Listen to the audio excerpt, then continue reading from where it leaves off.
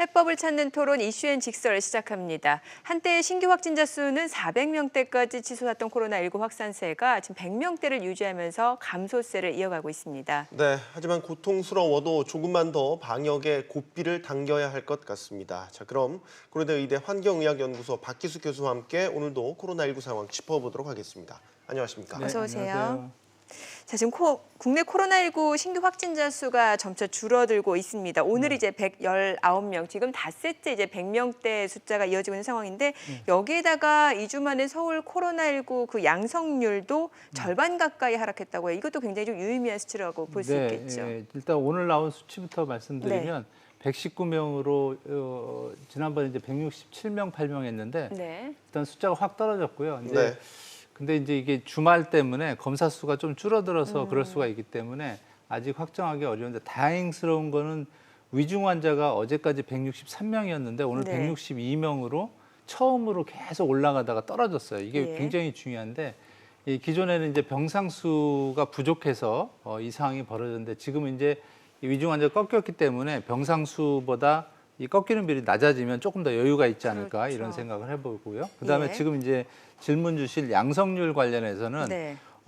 계속 원래 지금 이제 양성률이라는 게 이런 거죠. 환자 검사한 사람 중에 환자가 얼마나는 건데 지금까지 우리나라에서 1월 20일 날 걸린 다음부터 지금까지 한 200만 명 검사를 했는데 전체적으로 걸리신 분이 한 2만 명 정도. 그러니까 우리나라 전체 평균은 한 1%가 됩니다. 예. 근데 이 서울 지역 같은 경우는 저 피크를 보시면 알겠지만 4.5%, 5%. 그러니까 거의 기존 평균의 5배까지 치솟았다는 거죠. 그만큼 바이러스가 많이 있었다라는 네. 것이고요. 이게 저 고점을 끝으로 지금 조금씩 떨어져서 지난주까지 보면은 2.5%.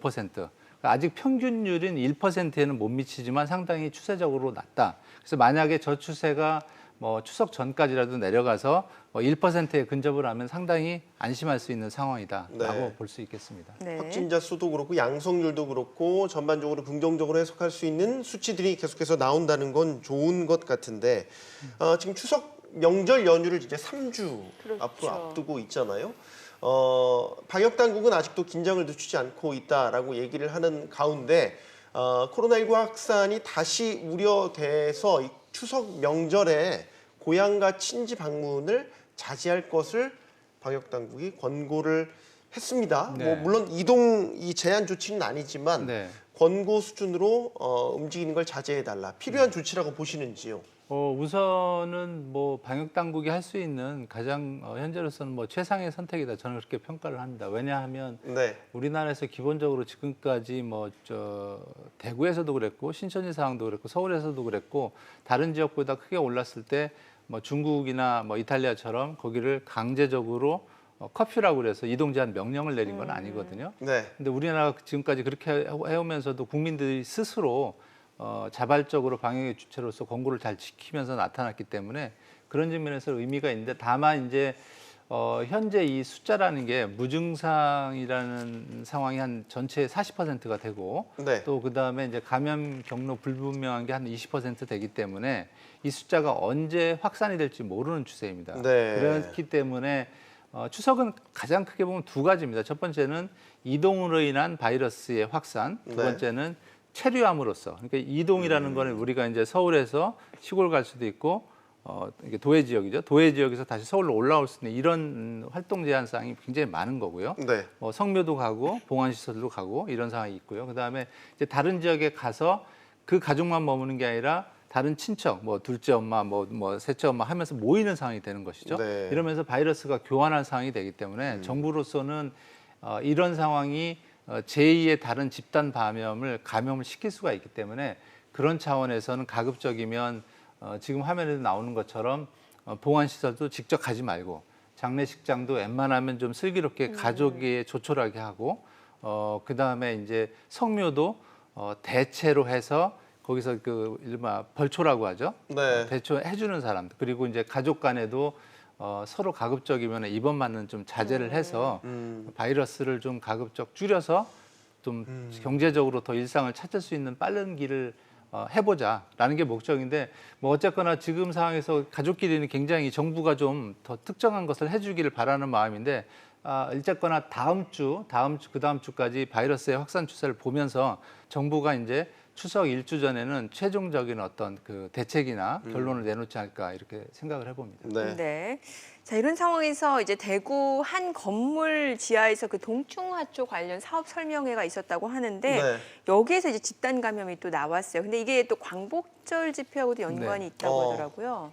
이게 보면 뭐 처음에는 이제 연결고리가 예. 제대로 밝혀지지 않았는데 나중에 그 동충하초 그 뭐 설명회에 예. 간 사람 중에 한 분이 그 광복절 도시 집회에 이제 참석한 걸로 결론이 난 거고요. 그렇다 보니까 이제 그 주위에서 상황을 제대로 몰랐는데 결국에는 감염고리가 확산이 된 거고 확인이 된 건데 이 제일 중요한 게 이 집회도 그렇습니다만 대부분 거기서 이제 뭐 음식물 특히 이제 뭐 특정 음식이면 수박, 과일 이런 걸 나눠 먹으면서 또 이야기를 하게 되고 또 그 다음에 다른 사람하고 만나서 이제 다시 뭐 또 중간에 만나고 지금 화면에서도 나오시지만 전반적으로 그냥 있을 때는 마스크 끼는 노력을 일부 하는데 대화하거나 얘기할 경우에는 저렇게 마스크를 내려놓은 채로 하고 또 주위에 다른 분들도 뭐 음식물을 먹을 때는 결국에는 마스크를 벗고 하기 때문에 저런 과정에서 계속 아마도 저런 그 설명회 자리는 대부분 밀폐된 곳이 많습니다. 그렇죠, 예. 특히 또 열악하기 때문에 임대료 절약을 위해서 지하일 경우도 많고요. 그런 측면에서 바이러스가 한번 이렇게 확산이 된 다음에 그곳에서 저런 설명회가 통상적으로 하게 되면 뭐 1, 20분으로 끝나는 게 아니고 1시간 이상 지속되기 때문에 이 광복절 연휴에서 집회에서 나온 바이러스가 저 안에서 크게 확산될 수 있는 어떤 기회가 된 거고요. 이번 저런 상황이 다음에도 다시 되기는 안 되기 때문에 꼭 좀 주의 깊게 지켜봐야 될 상황인 것 같습니다. 네. 네. 자, 그리고 충남 청양 김치 공장에서도 코로나19 집단 감염이 발생했는데 지금 이 충남을 넘어서 이게 충북까지 확산하는 모양새입니다. 그런데 해당 공장에서 취한 조치가 눈길을 끕니다. 네. 생산된 김치를 전량 폐기했다. 이거는 결국 음식물을 통한 감염 우려도 감안한 조치다. 이렇게 봐야 되지 않겠습니까? 음식물을 이제 통한 감염. 통상적으로는 음식물을 통해서 감염이 되는 바이러스가 아니기 때문에 음식물 감염 때문에 폐기한 조치는 아니고요. 다만 이 이제 저런 음식물이 바이러스가 있는 데서 만들어져서 실제로 판매됐다고 할 때 국민적인 어떤 불안감이나 감정의 그런 게 굉장히 크거든요. 그래서 네. 대부분 다른 음식점에서도 그렇고 과거에 보면 뭐 음식점 제조 공장에서 뭐 만들어지면 그걸 자체 폐기하는 게 원칙이고요. 문제는 코로나의 질병이라는 게 우리가 쉽게 얘기하면 이제 호흡기 감염병, 그다음에 또 음식물 매개 감염병이 있는데 네. 코로나 같은 경우는 호흡기를 통해서 점막을 통해서 감염이 되는 것이지 네. 먹어서 음식물을 통해서 이른바 우리가 잘 아는 이제 콜레라나 뭐 노로바이러스나 이런 것처럼 음식물을 통해서 되는 감염병이 없기 때문에 네. 그거하고는 별개다. 다만 좀 안전하다는 차원에서 한 거고요.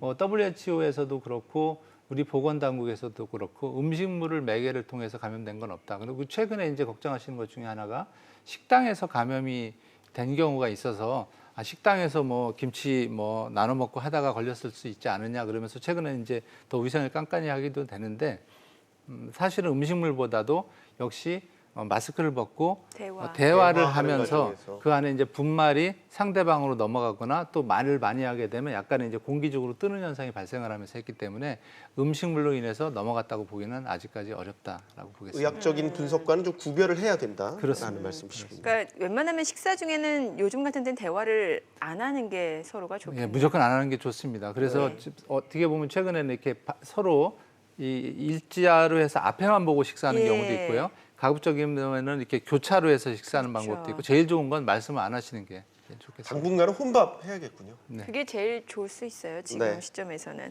자, 그리고 이 거리두기 강화 때문에 이제 집에 머무는 시간이 많아질 수밖에 없어요. 어디 외출하기가 쉽지 않은데 그 미국하고 중국 연구진에 따르면 이제 이웃에 특히 이제 아파트 생활을 할 때 윗집이나 아니면은 뭐 아랫집이라든지 확진자가 있게 되면은 이제 아무래도 격리된 생활을 할 수밖에 없잖아요. 그럴 때 이제 그 아파트 같은 경우는 그 화장실에 그 환풍구가 있으니까 네. 그걸 통해서 또 바이러스가 옮겨 다닐 수 있다고 하더라고요. 네, 옮겨 다닐 수도 있습니다. 수도.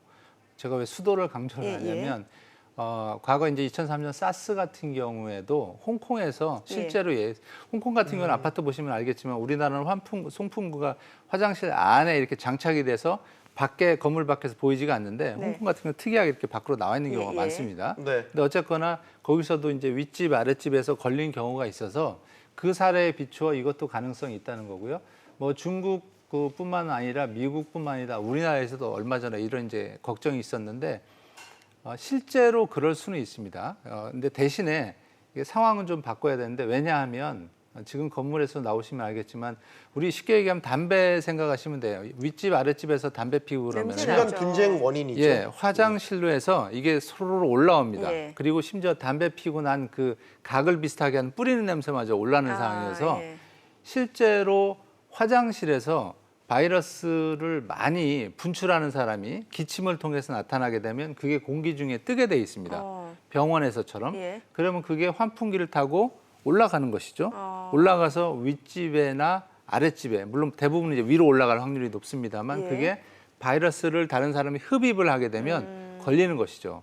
근데 이제 저렇게 바이러스가 많이 분출이 되려고 하면 거의 통상적으로는 병원에서 입원한 환자 수준의 바이러스가 배출이 돼야 됩니다. 근데 이제 아마 중국에서는 예. 저런 상황이 실제로 병원을 못 가고 굉장히 많은 바이러스가 농축된 바이러스가 화장실에 있었을 수가 있기 때문에 그렇고요. 미국도 그럴 상황이 있습니다. 네. 근데 통상적으로는 바이러스가 우리나라처럼 거의 뭐 무증상이 일부 있어 그렇긴 합니다만 또 이제 최근에 이제 대변에서도 바이러스가 검출이 되기 때문에 네. 이 밸브를 누르면서 이게 튀어 약간 올라올 수 이제 있죠. 튀어 올라온다는 바이러스가 그래서 그럴 가능성이 있다고 하는데 가능성은 있다. 하지만 이제 WHO나 그다음에 우리나라의 상황을 볼 때는 아직까지 이 배관을 타고 올라와서 바이러스가 검출될 정도의 환자가 있지는 않기 때문에 집안에 네. 거기까지 그렇게 우려할 필요는 없겠다 이런 생각을 해봅니다. 네. 네. 네. 해외 소식을 좀 알아볼까요? 아이슬란드가 3만 명의 이 아이슬라인드를 대상으로 실시한 코로나19 항체 조사 결과가 나왔는데 최소 4개월까지 지속되는 것으로 발표했습니다. 4개월. 그럼 이 기간 동안은 항체가 있기 때문에 네. 재감염은 걱정 안 해도 된다. 이렇게 봐도 되는 건가요? 예, 일단은 걸린 사람이 100% 지금 항체가 형성되는 건 아닌 것 같아요. 왜냐하면 약하게 걸린 사람은 항체가 거의 없는 경우도 있고요. 근데 네. 지금 아이슬란드도 그렇고 우리나라도 그렇고 항체를 형성한 사람이 꽤 있습니다. 네. 근데 그거는 이제 바이러스를 걸렸다는 거고요. 그리고 나았다는 겁니다. 네. 그래서 이제 그 항체가 과연 그러면 얼마나 갈 것이냐는 건데 아이슬란드 연구 결과로 보면은 적어도 4개월은 염려를 안 하셔도 된다. 근데 이제 이게 기간이 과연 1년이 갈지 네. 아니면 다른 백신처럼 항체처럼 뭐 10년이 갈지는 모르는 상황이거든요. 네. 그런 점에서 이제 우려가 되는 건데 또 어떻게 보면 좋게 얘기하면 아직까지는 이 걸렸다가 나은 사람이 다시 코로나에 재감염됐다고 발견된 사람은 없습니다. 그렇기 때문에 기간은 모르겠지만 네. 추가적으로 걱정하실 필요는 없다. 대신에 이제 백신이 나올 때까지는 저런 그 개인 항체에만 지속될 상황이 있기 때문에 그렇다고 내가 일부러 걸릴 수는 없지 않습니까? 예, 그런 측면에서는 이제 이른바 마스크 잘하고 손 잘 씻고 또 거리 두기를 지속적으로 할 수밖에 없는 굉장히 좀 어떻게 보면 피곤한 상황이죠. 그게 지속될 수밖에 없을 것 같습니다. 네. 자, 요즘에 이제 커피숍에서 이제 픽업을 하더라도 네. QR 체크인을 해야 돼요. 아니면 수기 명부를 작성하거나. 그런데 사실 이제 가장 좋은 거는 QR 체크인이 좋을 것 같긴 한데 그러기 힘든 분들은 이제 수기 명부를 작성하게 되잖아요. 이럴 때 네. 여러 가지 얘기가 나오는 게 뭐 개인정보 노출 우려가 있을 수도 있고 아니면 또 볼펜 같은 경우는 여러 사람이 쓰는 경우가 있을 수 있겠고 아니면 또 허위로 작성하는 경우도 있을 수 있겠고 여러 가지 이유 좀 부작용이 있을 수도 있을 것 같은데 이 수기명부 작성하는 거에 대해서 어떤 원칙이 좀 필요하지 않을까 싶기도 하고요. 이게 지금 현재 보면 원칙이 없어요. 예. 뭐 상황은 다 있습니다. 저도 이제 커피숍이나 이런 데 가봐도 잘 돼 있는 데는 가서 QR 코드를 먼저 찍으라고 해서 저도 이제 QR 코드를 특정 사이트 통해서 이제 들어가서 네네. 찍는데 어디는 특히 이제 최근에 이제 영세 식당 같은 경우에는 제가 QR 코드를 갖다 대면 저희 아직 준비가 안 됐습니다. 아. 네. 적으라고 합니다. 예. 그래서 적으라고 하려는데 이 앞에 적어 있는 사람들이 훤히 다 보여요. 예. 김말동 누구. 또 그걸 보고 따라 적게 돼요. 따라먹게 적을 예. 수 있고 좀 악의적으로 하면 뭐 내 거 누가 확인할 것도 아닌데 대충 제 적어요. 이름이 예. 누구면 대충 적고 그런 예. 욕망도 생기거든요. 예. 그래서 이제 이거를 최근에 보면 악용하는 사례도 있다고 합니다. 왜냐하면 뭐 무슨 판매 세일즈에 그래서 피해를 본 사람도 있다고 하고요. 네. 또 어쨌거나 개인의 소중한 정보인데 그걸 다른 사람이 아는 것 자체도 솔직히 그렇지 않습니까? 내가 아무리 커피숍을 가도 그걸 다른 사람한테 알리고 싶은 사람은 없거든요. 그렇죠. 예, 그런 측면에서 정부가 이제 요것도 뭐 뒤늦은 감은 있습니다만 빨리 이 QR 코드나 이런 표준 매뉴얼을 예. 정해서 모든 데 보급을 해야지 안 그러면 개인 정보를 잘못 사용하게 되고요. 또 그런 개인 정보를 잘못 사려는 걸 우려를 하는 사람은 가짜로 적게 허위로 돼서 적고, 예. 방역망을 오히려 더 혼선을 일으키는 네, 그런 혼란스럽게 상황이 할수 있기 있겠네요. 때문에 가급적이면 빨리 뭐 지금 뭐 역학조사 뭐 많이 힘들겠습니다만 방역을 제대로 하기 위해서 그리고 이 사람들이 일부러 그렇게 거짓말하기 시작하면 또 계속 할 수밖에 없는 그렇죠. 상황입니다. 그런 차원에서는 시스템을 빨리 동일하게 도입을 해서 다른 사람이나 또 선량한 사람이 피해가 없도록 하는 게 가장 좋을 것 같습니다. 예. 네. 현장에 가보면은 정말 우리 작성하는 일지라고 하잖아요. 예. 일지가 그냥 아무렇게나 방치돼 있는 그런 업소도 꽤 되더라고요. 그렇기 그렇죠. 때문에 뭔가 같이 지켜야 될 그런 원칙은 분명히 세워져야 될 것 같습니다. 네. 요즘에 이 코로나19로 인한 우울감을 호소하시는 분들이 많다라고 합니다. 이 코로나 블루라는 이런 신조어도 생겼다고 하는군요. 이런 우울을 넘어서 분노, 뭐 화병 증세까지 보이는 분들도 많이 있다고 하는데요. 일명 코로나 레드. 의학계에서도 관심 있게 지켜볼 사안일 네. 것 같습니다. 어떻게 극복하는 게 좋을까요?